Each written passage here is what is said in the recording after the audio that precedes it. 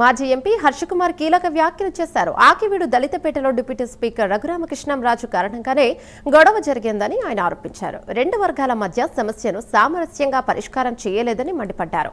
ప్రజలను రక్షించాల్సిన బాధ్యత పక్కన పెట్టి సీఎం, డిప్యూటీ సీఎం తమ ఎమ్మెల్యేలను రక్షించుకుంటున్నారని విమర్శించారు. నిన్న అరెస్ట్ చేసిన దళితులను పోలీసులు వెంటనే విడుదల చేయాలని, లేని పక్షంలో చలో ఆకివీడుకు పిలుపునిస్తామని హర్షకుమార్ హెచ్చరించారు. వీళ్ళు ముఖ్యమంత్రి, ప్రజల గురించి వీళ్ళని ఎన్నుకున్నారా, లేకపోతే దేని గురించి వీళ్ళు ముఖ్యమంత్రి, ఉప ముఖ్యమంత్రిగా ఉన్నారు? ప్రజలు వీళ్ళకి అధికారం ఇచ్చింది ప్రజలను రక్షించడానికా, వీళ్ళు ఎమ్మెల్యేలను రక్షించుకోవడానికా అన్నది అర్థం కాని పరిస్థితి. ఎందువల్లంటే నిన్న ఆకివీడులో జరిగిన గొడవ ఎక్కడ జరిగింది? రఘురామరాజు కృష్ణరాజు ఇంటి మీదకి వెళ్ళి దాడి చేయలేదు, లేకపోతే ఊళ్ళోకి వచ్చి జన సైనికుల మీద ఇంటి మీద దాడి చేయలేదు. ఎక్కడ జరిగింది? ఆకివీడు పెద్దపేటలో జరిగింది.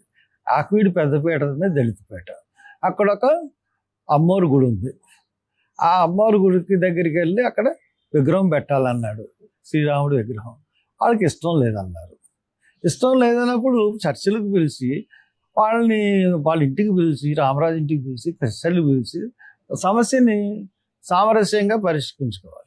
అలాగే కాకుండా ఒక 200 కార్లు 100 కార్లు వేసుకుని వెళ్ళి ఆ పేట మీదకు దాడి చేసినట్టు వెళ్ళి అక్కడ శ్రీరామనవమి సందర్భంగా ఎన్నో గుళ్ళు ఉన్నాయి, ఎక్కడన్నా దండేసుకోవచ్చు, ఎక్కడన్నా